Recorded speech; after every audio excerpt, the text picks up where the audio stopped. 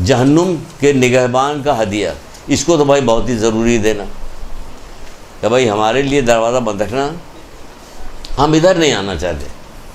جہنم کے نگہبان کا تحفہ، نگہبان کیا تحفہ ہے؟ خوف خدا سے گریہ کرنا، خوف خدا سے گریہ کرنا۔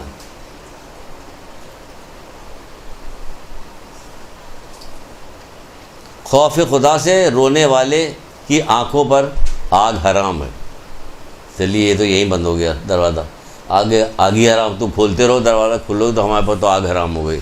خوف خدا سے، اور اعلیٰ درجے کی چیز ہے اللہ کے خوف سے گریہ کرنا، اعلیٰ درجے کی چیز ہے خوف۔ اور کوئی عمل ایسا نہیں کہ جس کے لیے وزن نہ ہو اور حساب نہ ہو سوائے آنسوؤں کے۔ نہ آنسوؤں کا وزن ہے، نہ اس کا کوئی حساب ہے، کیونکہ اس کا ایک قطرہ آگ کے دریا کو بجھانے کے لیے کافی ہے۔ ایک قطرہ آگ کے دریا کو بجھانے کے لیے کافی ہے، یہ آنسو کا ایک قطرہ۔ اسی آنسو کے قطرے میں دیکھیے آپ کو اللہ تعالیٰ نے آپ کے دل میں محمد آل محمد کی محبت ڈال کر آنسو نکلوائے۔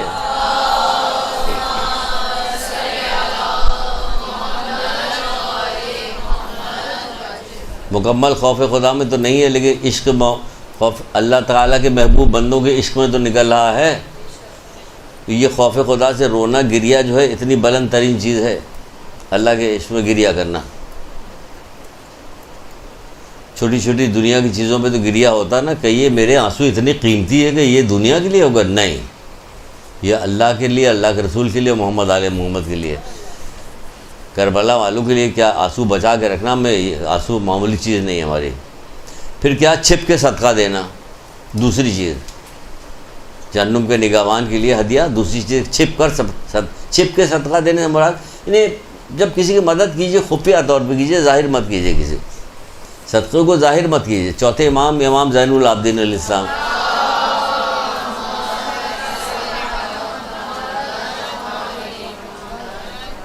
آپ منہ پہ باقاعدہ کپڑا باندھ کے منہ کو چھپا کے، ایک تو ایسی عرب میں گرمیاں ہوتی تھی، لوگ لو دھوپ کی وجہ سے وہ باندھ کے رات کو نکلتے تھے اور جا کے روٹیاں تقسیم کر کے آتے تھے، سب کو دے کے آتے تھے، طریقہ کار۔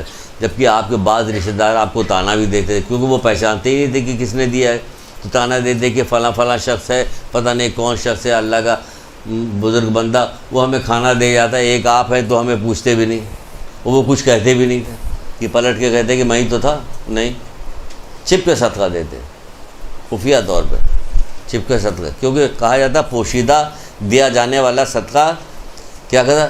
غضب کی، اللہ کے غضب کی آگ کو ٹھنڈا کرتا ہے، پوشیدہ دیا جانے والا صدقہ۔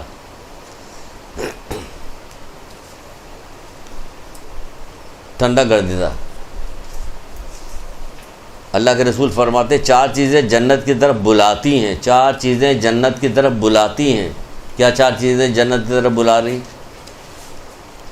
مصیبت کا چھپانا، ہر مصیبت کو عیاں نہ کر، جب تک عقلی طور پہ یہ بات نہ ہو کہ یہی نہیں بتانا چاہیے، یا عقلی طور پہ بتانا چاہیے تو بتائے۔ مصیبت کا چھپانا، پوشیدہ طور پہ صدقہ دینا، والدین کے ساتھ نیکی کرنا، اور کثرت کے ساتھ لا الہ الا اللہ کہنا۔ ابھی ذکر ہو چکا کہ مومن کی صفت کیا ہے؟ ذکر کرنا۔ پہلے یہ تو سن لیجئے، کہا جا رہا ہے کہ پوشیدہ طور پہ صدقہ دینا، اور والدین کے ساتھ نیکی کرنا، اور کثرت کے ساتھ لا الہ الا اللہ کرنا۔ اوپر ابھی جا کے نکل چکا ہے ایک باب کے اندر کہ اللہ کا ذکر زیادہ زیادہ کرنا، زیادہ ذکر کرنا، زیادہ ذکر میں۔ اور یہاں بھی دیکھیے کہا جا رہا ہے پوشیدہ طور، وہ 5ویں میں کہا جا رہا، کیا مطلب کم سے کم 2 3 4 سال سے تو مسلسل کسی نہ کسی بہانے سے یہ بات بتا رہے ہیں کہ کثرت کے ساتھ لا الہ الا اللہ پڑھیے۔ تو کیا کثرت کے ساتھ لا الہ الا اللہ شروع کیا کہ یہ ہم تو نئے بندے آئے ہیں، ہم کا تو نئی لڑکیاں آئیں، تم کو تو پتہ ہی نہیں، آپ تو پرانے زمانے کی بات بتا رہے ہیں۔ کثرت کے ساتھ لا الہ الا اللہ کثرت کے ساتھ پڑھیے۔ سب سے بہترین تسبیح ہے لا الہ الا اللہ کی، کثرت کے ساتھ لا الہ الا اللہ پڑھیے۔ تو یہاں بھی بتایا جا رہا ہے کثرت کے ساتھ لا الہ الا اللہ۔ مان لیجیے کہ ایک تسبیح تو کم سے کم، سب سے کم کیا ہے، ایک تسبیح تو لا الہ الا اللہ ضرور پڑھوں گی، درود ضرور پڑھوں گی، استغفار ضرور پڑھوں گی، والدین کے لیے پڑھ کے ہدیہ ضرور کروں گی۔ کچھ تو کر لیجیے، دن بھر میں کیا کام کر رہی ہیں؟ ذکر ہی کیجیے کم سے کم، مسلح پہ بیٹھ کے نہیں، مسلح پہ چلتی پھرتی، لیٹتی اٹھتی بیٹھتی، اسکول کالج جا رہی ہیں انگلیوں پہ پڑھتی چلی جائیں گی. ایسی عادت بنا لیجیے کہ کبھی چھوٹنے نہ پائے. ایک صاحب تھے بزرگ، بہت بوڑھے سے تھے، وہ تسبیح پڑھنے کے بہت عادی، وہ بیمار پڑ گئے تو ان کو دیکھنے لے کے ہاں شاید ہم ہی گئے دیکھنے کے لیے گئے، تو اتنے بوڑھے ہو گئے تھے کہ سینس لیس ہو گئے تھے، لیکن ان کی ہاتھ کو ایسے اٹھائے ہوئے لیٹے ہوئے یوں کیا کرتے تھے. وہ تسبیح پڑھتے تھے نا، تو تسبیح اس میں سب چھن گئی تو ان کے کچھ بھی نہیں تھے، بالکل سینس لیس تھے، لیکن یہ انگلی ان کی اپنے آپ ایسے ایسے چلا کرتی تھی. اپنی آنکھوں سے دیکھی میں نے بات. یہ ہوتا یہ ہے، یہ فائدہ ہے ذکر کا. اب وہ تو کچھ بھی نہیں پڑھ رہے ہو تب بھی ان کے نامہ اعمال میں لکھا جا رہا، کیونکہ اللہ بڑا رحمان و رحیم ہے. جب آدمی کوئی عبادت کرنے والا ہوتا ہے اور عبادت کرتے بہت عادی ہوتا، کبھی بیمار پڑ جاتا، جو فرشتے آتے ہیں تو اس کو اپنی جگہ پہ نہیں پاتے، کہتے ہیں پروردگار وہ تو وہاں ہے ہی نہیں، کہ وہ بیمار، تم اس کی جگہ پہ بیٹھ کے عبادت کرو. ہر جگہ تو بتا رہا، قبر پہ لے کے آتا، قبر کے اندر لے کے آتا، اس جگہ پہ لے کے آتا. کیا رحمان و رحیم پروردگار. اس کی تو تلاش میں رہے کہ جو بس کوئی بات مل جائے کہ اللہ یہ چاہتا، وہ فوراً کام کرنا شروع کر دے کہ اللہ یہ چاہتا ہے، اللہ یہ چاہتا ہے. بعد میں تو وہاں پہنچنا ہی ہے، وہاں تو پہنچنا ہے. یہ ٹائم ملا تو وہاں سے پہنچنے کی بڑی اچھی حدیث سنائیں گے آپ کو، مزہ آ جائے گا وہاں پہ پہنچ جائے. تو یہ ہو گیا. کیا ہو گیا؟ تیسرا کیا ہے؟ گناہوں کو ترک کرنا.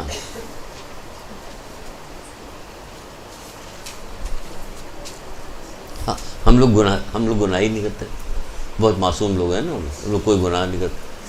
سب سے بڑا گناہ قرار دیا مولا مشکل کشا نے، جس کو یہی نہیں پتا کہ وہ گناہ گار ہے، اس کو گناہ کے بارے میں معلوم ہی نہیں کون سا گناہ. وہ گناہ کر رہے کہ یہ بھی کوئی گناہ ہے، اس کو یہی نہیں پتا کون کیا چیز گناہ کیا نہیں. سب سے بڑا جاہل اور گناہ گار یہی آدمی ہو گیا کہ اس کو پتہ ہی نہیں. گناہوں کو ترک کرنا، کیونکہ گناہوں کو ترک نہیں کیجیے تو ایک ہی حدیث سن لیجیے بس جلدی میں. اللہ کا ترک کرنا ہے گناہ کو ترک کیے بغیر چارہ نہیں ہے. کیونکہ آپ نے دیکھ لیا کہ مومن متقی ہوتا ہے، اور تقویٰ کیا ہے؟ تقویٰ یہی کہ جس کام کا حکم دیا وہ انجام دے، جس سے منع کیا اس سے رک جائے. یہ تقویٰ آسان سی بات. یہ ائمہ تارین بھی یہی اپنی محبت کا تقاضا کرے، جس کام کا ہم نے حکم دیا اسے انجام دے، جس کام سے منع کیا اس سے رک جائے، یہ نہ کرے. یہی کام 8ویں امام رضا علیہ السلام بھی کرتے ہیں.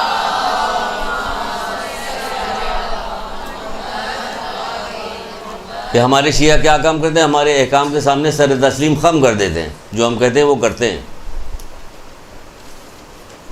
آپ تو بڑی اوپر کی چیز نکل گئی، لیکن کیا ایک چھٹے امام کے ایک صحابی کیا کرتے ہیں؟ مولا اگر آپ ایک انار کے 2 ٹکڑے کر دیں، آدھے کو حلال آدھے کو حرام کر دیں، میں بغیر چوں چرا تسلیم کر لوں گا.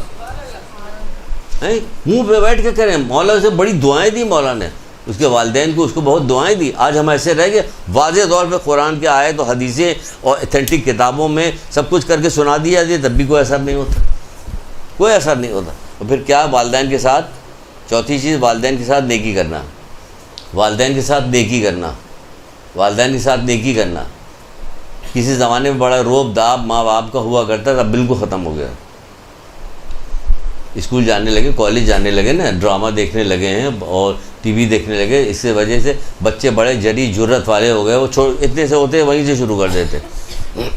پچھلے زمانے میں کسی کا مجال نہیں ہوتی کہ ماں باپ کے سامنے کوئی بات کر دے.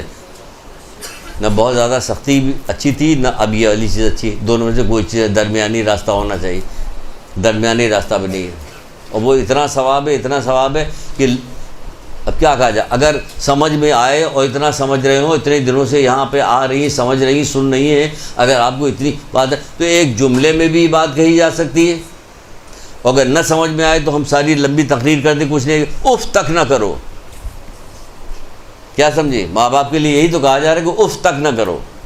اگر سمجھنے میں آ جائے تو یہی بات کافی کہ اف تک نہ کرو. اللہ کے رسول خدا صلی اللہ علیہ وآلہ وسلم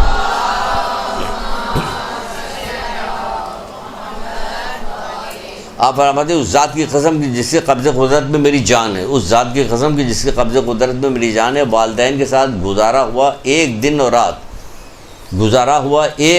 رات، والدین کے ساتھ گزارا ہوا ایک دن اور رات تمہارے لیے 1 سال کے جہاد سے افضل ہے. 1 سال کے جہاد سے افضل ہے. 1 سال کے جہاد سے افضل ہے. 10 روپیہ تنخواہ، مثال 10 روپیہ ایسی مثال کے طور پہ کہتے، تھوڑی سی ذرا سی تنخواہ 25-50 1 लाख रुपया तनख्वाह होती तो एड़ी चोटी का जोर लगा देते हो, काम करने में जो काम कहा जाता है सब करते हो, ज़रा से टाई लगवा के हर काम तुमसे करवाया जा रहा हो, तो तुम समझो कि बड़ी ऊंची चीज़ हो गई सिर्फ पैसे के लिए। और माँ बाप के लिए ये एक दिन और रात का एक गुजारा हुआ, क्या कहा जा रहा है, 1 साल के जिहाद से अफजल है। 1 साल का जिहाद से अफजल कोई मामूली चीज़, बल दिन और रात 1 साल के जिहाद से अफजल है।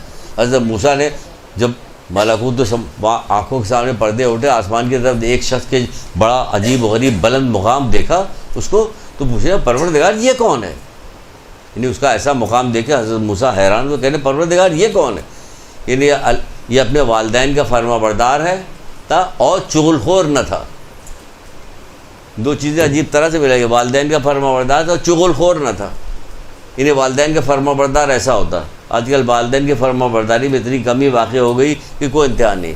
क़यामत के दिन लोगों का सरदार वो शख्स होगा जो अपने माँ बाप की मौत के बाद नेकी करता था वालिदैन के साथ। वालिदैन याद आते हैं, जब तक खिला पिला रहे हो तब तक याद आते हैं, अम्मा अम्मा करके चल रहे होते पीछे।